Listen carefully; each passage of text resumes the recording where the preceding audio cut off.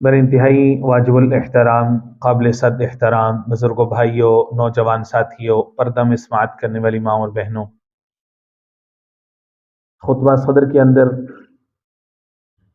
قرآن مجید کتاب حکمت کی ایک آیہ مبارکہ سورۃ المائدہ کی آیہ نمبر 82 اور ایک حدیث پاک آپ کے سامنے رکھی ہے، اور جو موجودہ تناظر اس وقت چل رہا ہے، یہود کی طرف سے امت مسلمہ کے سامنے ایک بہت بڑا چیلنج ہے، خاص طور پر جو فلسطین اور مسجد اقصیٰ کا ایشو ہے۔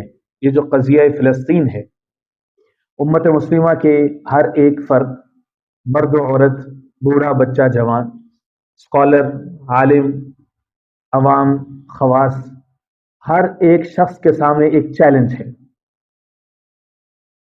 کہ ایک ایسی قوم کے ساتھ اس کی ٹکر ہے کہ جو انبیاء کی قاتل ہے، انبیاء کی توہین کرنے والی ہے، انسانیت کے دشمن ہیں، بچوں کے قاتل ہیں، وہی الہی کے منکر ہیں، دشمن ہیں، جناب ابراہیم کا نام تو لیتے ہیں لیکن تعلیمات کے مخالف ہیں۔ اب امت مسلمہ کی ذمہ داری کیا ہے؟ وہ سارا جو مکر و فریب ہے، وہ جو ان کی سازشیں ہیں، امت مسلمہ کو کیا کرنا ہے؟ یہ بہت اہم ہے۔ ہر ایک شخص ہم میں سے واقف ہے کہ اس وقت اس محاذ کے اوپر، مسجد اقصیٰ، فلسطین، غزہ کے دفاع کے لیے اس محاذ کے اوپر جو چند نوجوان ڈٹے ہوئے ہیں، ان غیرت مند ماؤں نے، جنہوں نے ان کو جنم دیا ہے اور عالمی طاقتوں، عالمی دہشت گردوں، ٹیکنالوجی سے لیس، جدید ہتھیاروں سے لیس، ان کے مقابلے میں کھڑے ہوئے ہیں۔ پوری دنیا کا میڈیا ان کے مخالف ہے لیکن وہ کھڑے ہوئے ہیں، ان کے ساتھ ٹکر لی ہوئی ہے۔ ان کے ایک ترجمان نے امت مسلمہ کے نام ایک پیغام بھیجا ہے۔ اس نے کہا کہ امت مسلمہ کے ہر ایک فرد کی ذمہ داری ہے کہ وہ ان 5 محاذوں کی کیئر کرے۔ 5 چیزیں، 5 پوائنٹ اس نے بتائے ہیں اور واقعتاً وہ سمجھنے اور سوچنے کے قابل ہے۔ پہلا محاذ اس نے کہا ہے کہ وہ ہے عسکری، ملیٹری، دو بدو لڑائی ہے، آمنے سامنے لڑائی ہے، کہ جس کا تذکرہ اللہ رب العزت نے قرآن مجید میں سورہ توبہ میں یوں فرمایا ہے: ان اللہ اشتری من المؤمنین انفسهم واموالهم بان لهم الجنہ یقاتلون فی سبیل اللہ فیقتلون ویقتلون۔ قرآن مجید یہ کہتا ہے کہ میرے کچھ بندے ایسے ہیں، اللہ نے کچھ بندوں کے ساتھ سودا کر رکھا ہے۔ اللہ فرماتے ہیں کہ میں نے ان سے ان کے مال خریدے، ان کی جانیں خریدی۔ اللہ جب سودا ہوتا ہے تو سودے میں کچھ دیا جاتا ہے، کچھ لیا جاتا ہے۔ جب تو نے مال لے لیے، جب تو نے جانیں لے لی، تو بدلے میں کیا ہے؟ فرمایا بھی ان لہم الجنہ، بدلے میں ان کے لیے جنت رکھی۔ یہ سودا کم ہی لوگوں کو سمجھ میں آتا ہے، آسان نہیں ہے، نہ ہی یہ باتیں ہضم ہوتی ہیں، نہ ہی ڈائجسٹ ہوتی ہیں۔ بعض دفعہ یہ باتیں ساری نا قدیم، قدامت پرست اور عجیب سا انسان کو سوچ آتی ہے کہ یار یہ دنیا ہے، قرآن مجید میں دنیا کی بات کرتا ہے، ربنا آتنا فی الدنیا، تو دنیا کو چھوڑ دیں، کیا مسلمان اس دنیا میں پیدا نہیں ہوا تو کیا کرے؟ تو کیا ساتھ ہی جنت کا لالچ دے دیے گا؟ تو چکر کیا ہے بھائی؟ سیدھی سیدھی بات ہے، قرآن مجید کوئی ڈبل بات کرتا ہی نہیں۔ ان اللہ اشتری من المؤمنین انفسهم واموالهم، مال بھی جان بھی دونوں لے لیے، بان لهم الجنہ، بدلے میں کیا ہے؟ جنت ہے۔ اس لیے فرمایا کہ شہید کا کفن، غسل نہیں، جس بھی حال میں ہے، زندہ تمہارے لیے زمین کے اوپر تھا، زندہ اللہ کے لیے جنت میں، زندہ مومنوں کے لیے قبر میں ہے۔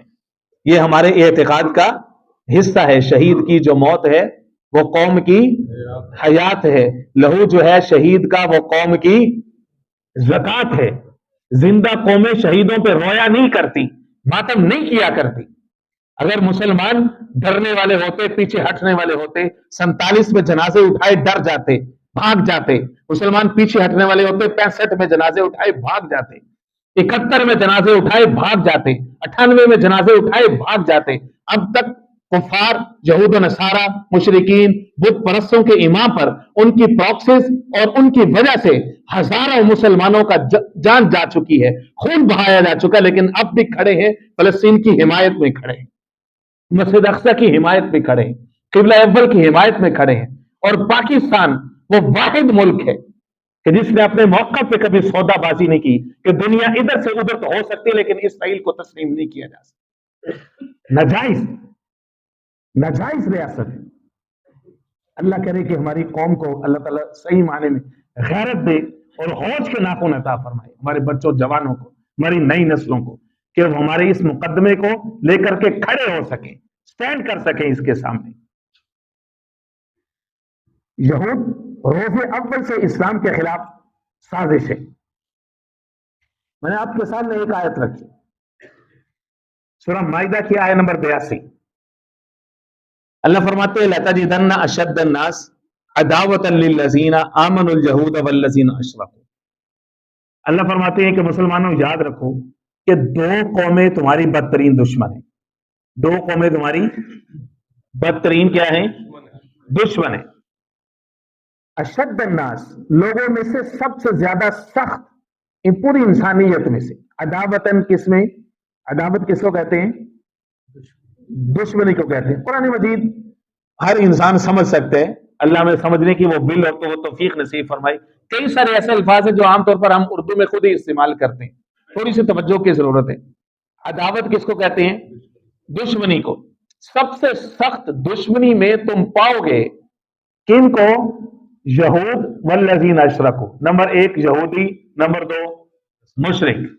मुशरिक बुत परस्त, यहूदी और मुशरिक। तारीख गवाह है कि रोजे अव्वल से 1400 साल गुजर चुके हैं।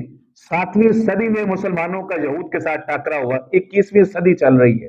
गुज़िश्ता 1400 साल से हमेशा से हर एक महाज पर मुसलमानों का सबसे बदतरीन दुश्मन यहूदी और बुत परस्त है।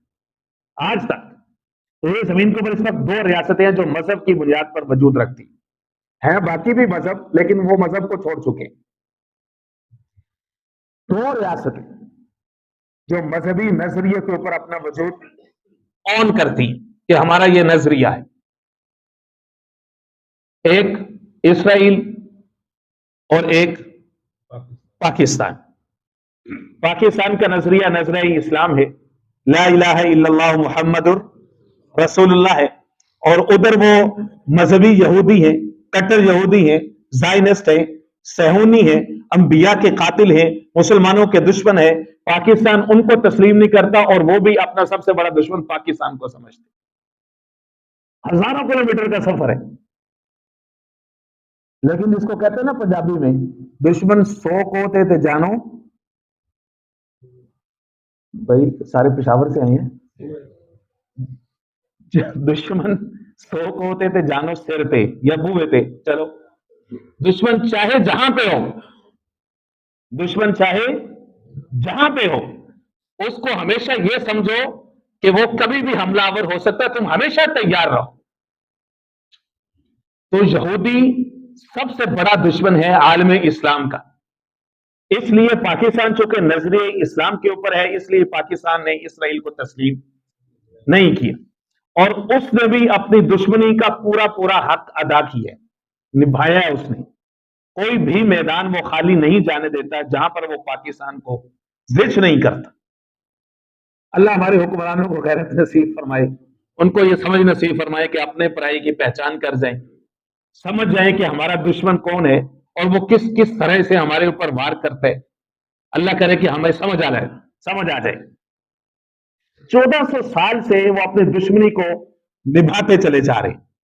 कुरान ने जब से ऐलान किया कि तुम्हारे बदतरीन दुश्मन यहूदी हैं और उनके साथ उनकी पुष्ट पे खड़े होंगे हमेशा मुशरिकीन वल्लज़ीना अशरकू।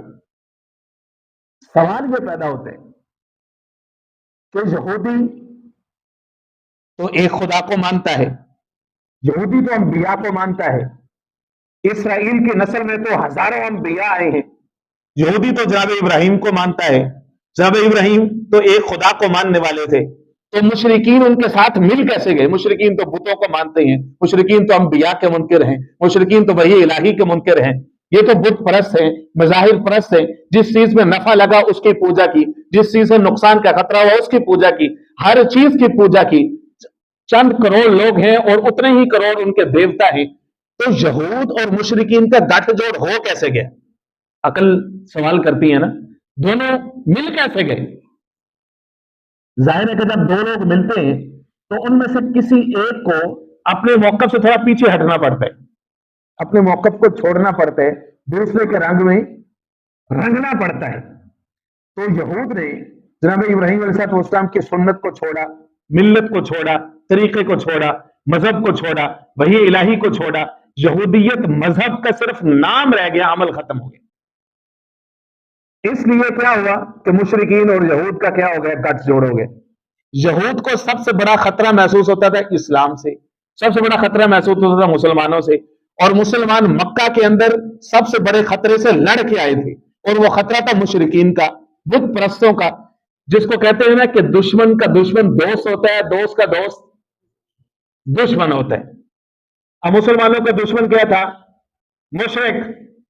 مسلمانوں کے دشمن یہود بھی تھے، تو وہ دونوں دشمن آپس میں کیا بن گئے؟ اکٹھے ہو گئے.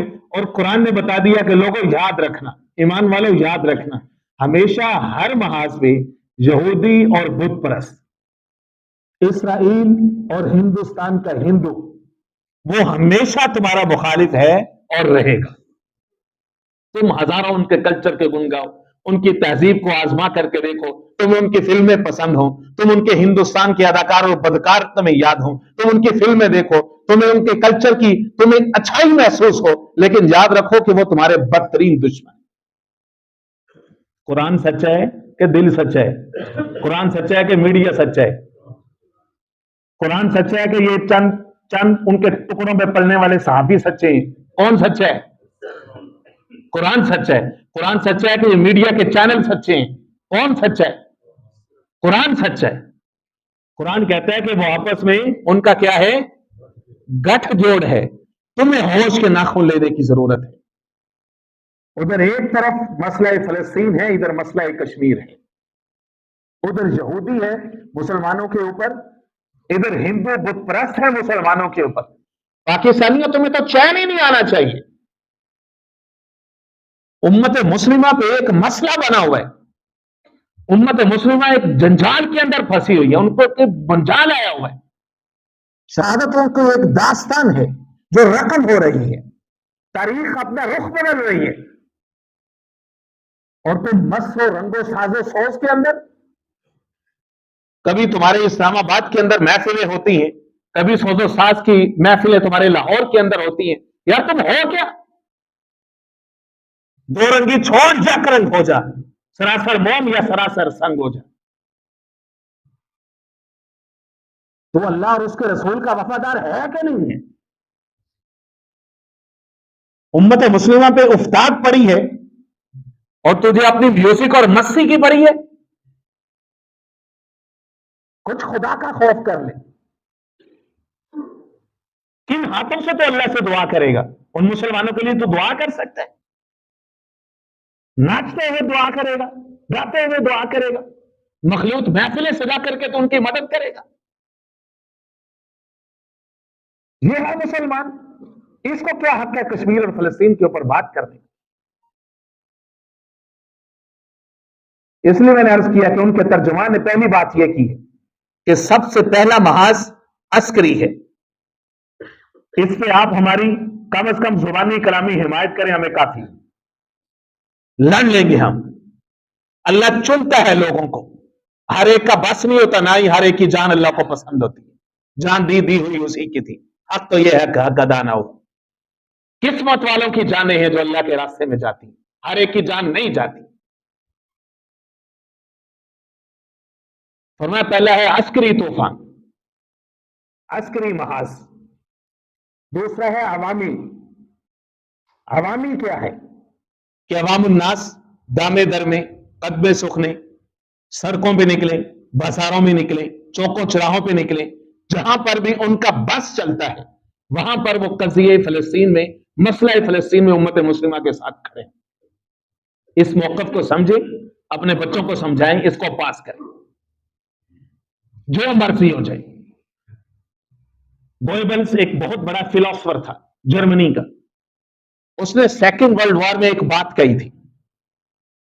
اس نے کہا تھا کہ اتنا زیادہ شور مچاؤ, جھوٹ کا اتنا زیادہ پروپیگنڈا کرو کہ جھوٹ سچ لگنے لگے.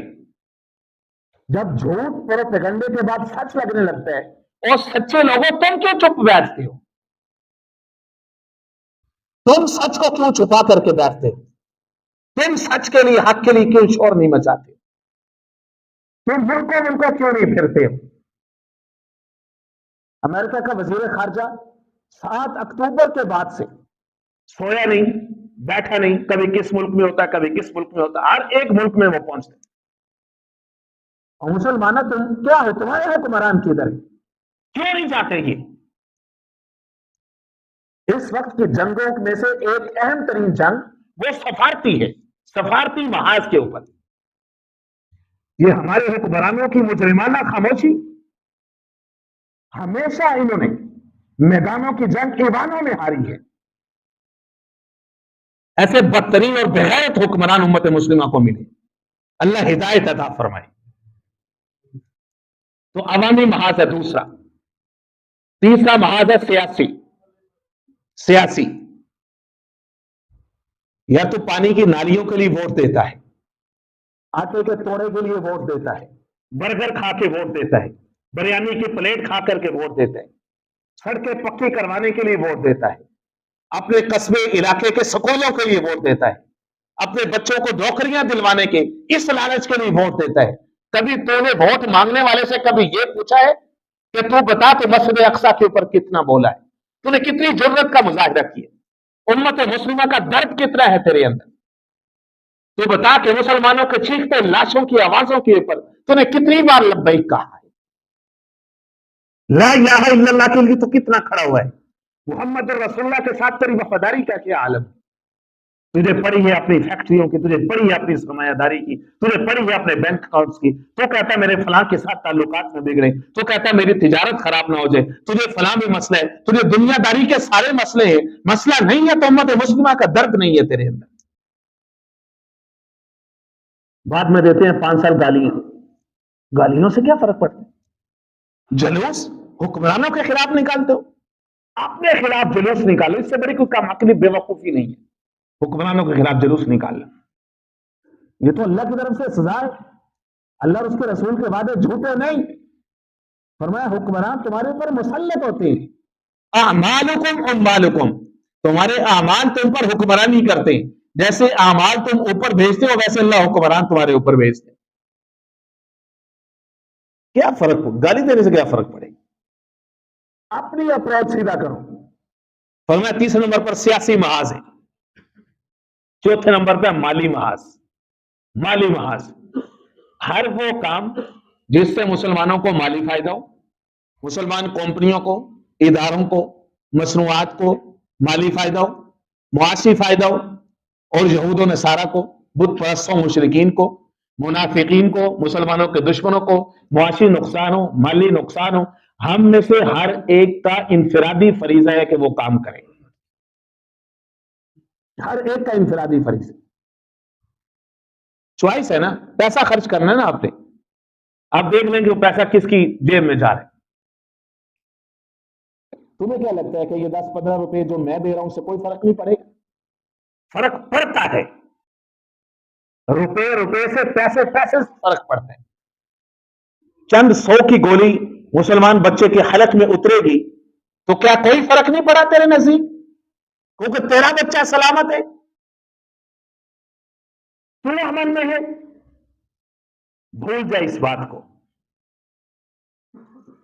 کہنے کے کہ چوتھا محاذ معاشی ہے جس میں ہمیں امت مسلمہ کے تعاون کی ضرورت ہے. پانچواں محاذ الیکٹرانک محاذ ہے, ڈیجیٹل محاذ ہے. Use of social media. آپ کا جو بھی اکاؤنٹ ہے, فیس بک پہ, یوٹیوب پہ, ٹویٹر پہ, ٹک ٹاک کے اوپر, انسٹاگرام کے اوپر, کسی اور سوشل میڈیا پلیٹ فارم کے اوپر مسجد اقصی کے لیے, فلسطین کے لیے, امت مسلمہ کی آزادی کے لیے آواز اٹھائی. یہود کی مذمت، نصارہ کی مذمت، ان کو عالمی دہشت گرد قرار دیجیے. عجیب طوفان بدتمیزی. ہر جگہ پہ مسلمان ہی امن کا دشمن ہے، ہر جگہ پہ مسلمان بدامنی کا ذمہ دار ہے، ہمیشہ مسلمان ہی دہشت گرد ہوتے ہیں. مسلمان کشمیر کے اندر اپنے حق کے لیے لڑے، اپنی زمین کے دفاع کے لیے لڑے، وہ دہشت گرد ہے. مسلمان افغانستان کے اندر اپنے حق کے لیے لڑے، اپنی زمین کے دفاع کے لیے لڑے، تب وہ دہشت گرد ہے. مسلمان فلسطین کے اندر اپنے حق کے لیے لڑے، اپنی زمین کے دفاع کے لیے لڑے، تب وہ دہشت گرد ہے. ہر جگہ پہ مسلمان ہی دہشت گرد ہوتے ہیں. اور میڈیا والوں ہوش کے ناخن لو. کتنے لاکھوں کما لو گے، کتنے بچا لو گے تم؟ ایک دن تمہاری یہ ظاہری آنکھ بند نہیں ہونی؟ دنیا کو کیوں نہیں بتاتے کہ حقیقی دہشت گرد کون ہے؟ بچوں کے اوپر، معصوم لوگوں کے اوپر، عورتوں کے اوپر، بے آسرا بے سہارا لوگوں کے اوپر، ہسپتالوں کے اوپر، سکولوں کے اوپر، درسگاہوں کے اوپر کون بم برساتا ہے؟ ابھی بھی وہ امن والے ہیں؟ کیا یہ دہشت گردی نہیں؟ یار عجیب بات ہے. آزادی کا سبق ہمیں پڑھاتے ہیں، امن کا سبق ہمیں پڑھاتے ہیں. یہ 5 محاذ ہیں جن کے اوپر ہمیں دامے درمے قدمے سوکھنے، ہمیں خود بھی لگنا ہے، اپنی نسلوں کو بھی لگانا ہے. اگر ہم چاہتے ہیں کہ امت مسلمہ سرخ رو، امت مسلمہ کے اوپر خوشحالی آئے اور ہمارے دلوں کو ٹھنڈک ملے. یہود مال پرست قوم ہے، سب سے زیادہ لالچی قوم ہے. قرآن مجید نے ان کو بخیل کہا ہے. بخیل سب سے زیادہ بخیل ہوتا ہے نا، بخیل کہتا ہے، اس کے بارے میں کہتے ہیں اردو کے اندر چمڑی جائے دمڑی نہ جائے. بخیل اس کو کہتے ہیں نا، چمڑی جائے دمڑی نہ جائے. 1 روپے کا نقصان کرنے ہوئے نا، یاد رکھو کہ تم نے بہت بڑا مجاہدہ کیا. میں سچی بات کر رہا ہوں آپ سے، یہ مت سمجھو کہ کچھ نہیں ہوا. ان کے 1 روپے کا نقصان بہت بڑا نقصان ہے. قرآن مجید خود کہہ رہے ہیں کہ وہ لوگ جو دین اسلام کا راستہ روکنے کے لیے مومنین کی مخالفت کے اندر، مومنین کے دشمنی کے اندر مال خرچ کرتے رہیں گے. فَسَيُنْفِقُونَ، وہ مال خرچ کرتے رہیں گے. ثُمَّ تَكُونُ عَلَيْهِمْ حَسْرَةٌ، ان کا یہ مال خرچ کرنا ان کے لیے باعث حسرت، باعث ندامت اور باعث افسوس ہوگا. ثُمَّ يُغْلَبُونَ، پھر ایک دن اللہ کے لشکر غالب آئیں گے اور یہ اللہ کے دین کا دشمن مغلوب ہو جائیں. اللہ کے وعدے جھوٹے ہیں، اللہ کے وعدے سچے ہیں. ہمارا ایمان کمزور ہے، ہمارا ایمان کمزور ہے. میرے دوستو، مورخین نے لکھا ہے کہ ہمیشہ مسلمانوں کے قلعوں کے دروازے ہمیشہ اندر سے کھلے. بہت بڑا جملہ ہے، بہت بڑا جملہ ہے. مسلمانوں کے قلعوں کے دروازے ہمیشہ اندر سے کھلے ہیں.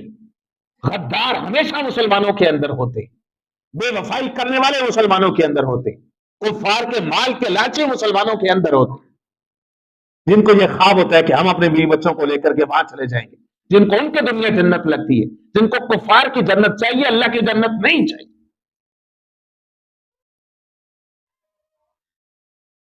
ہم ہوش کے ناخن لیں، ہم کیا ہے، ہماری ذمہ داری کیا ہے. قرآن مجید نے، آپ سورۃ البقرہ کا مطالعہ کیجیے، سورۃ البقرہ سے لے کر کے آخر تک پڑھتے جائیے، جز 30 تک. قرآن مجید نے یہود کی 40 بیماریاں گنوائی ہیں. 40 بیماریاں.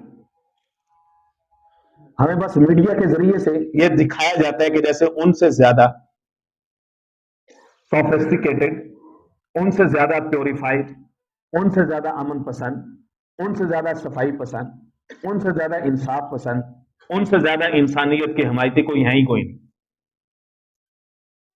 وہ کتوں اور بلیوں کے حقوق ہمیں بتاتے ہیں، لیکن جہاں پر انسانوں کو ذبح کیا جا رہا ہے، جلایا جا رہا ہے، میں تلاش کر رہا ہوں ایسے سب روشن خیالی کا دعویٰ کرنے والے لوگوں کو. فرانس کے اندر کتا اور بلی بھی بیمار ہو جائیں تو وہ اس کی ہمدردی میں چوکوں چراہوں کے اندر موم بتیاں لے کر کے آ جاتے ہیں. نہ جانے پتہ نہیں کیا ہو گیا.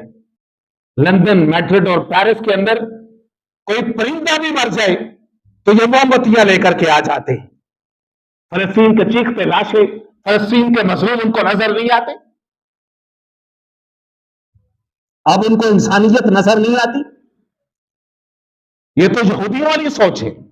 یہود کی کتابوں میں لکھا ہوا ہے کہ صرف یہودی انسان ہے، حقیقی انسان صرف یہودی ہے. لہذا یہودی کے ساتھ سود کا کاروبار نہیں کرے گا، اس کے اوپر ظلم نہیں کرے گا. ان کی کتابوں میں لکھا ہوا ہے. باقی انسان جتنے گویم ہیں یعنی بہائم ہیں، چوپائے اور جانور ہیں. عام جانوروں میں اور باقی انسانوں میں فرق یہ ہے کہ یہ بولنے والے جانور ہیں، اور ان کو ہماری یہود کی خدمت کے لیے پیدا کیا گیا. ان کی مذہبی کتابوں کے اندر یہ لکھا ہوا ہے. تو تم ان سے کیا توقع رکھتے ہو کہ وہ تمہاری انسانیت کو دیکھیں گے، وہ تمہاری عزت کریں گے، تمہاری تکریم کریں گے؟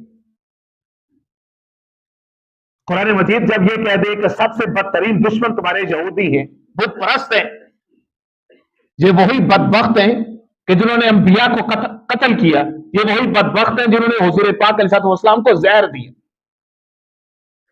خیبر کے موقع پر حضور پاک علیہ السلام کی دعوت کی گئی. ایک یہودیہ عورت نے جو کھانا بھیجا تھا بکری کا، اس کے اندر زہر ملایا ہوا تھا. حدیث کی بکس کے اندر موجود ہے یہ روایت. حضور نے کھایا، حضور کو محسوس ہوا، چہرہ انور پہ تغیر آیا، صحابہ نے محسوس کر لیا.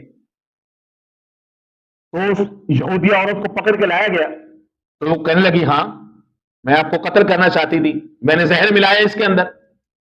حضور نے فرمایا پیدا کرنے والے کی قسم ہے اللہ یہودیوں کو کبھی میرے اوپر مسلط نہیں ہونے دے گا.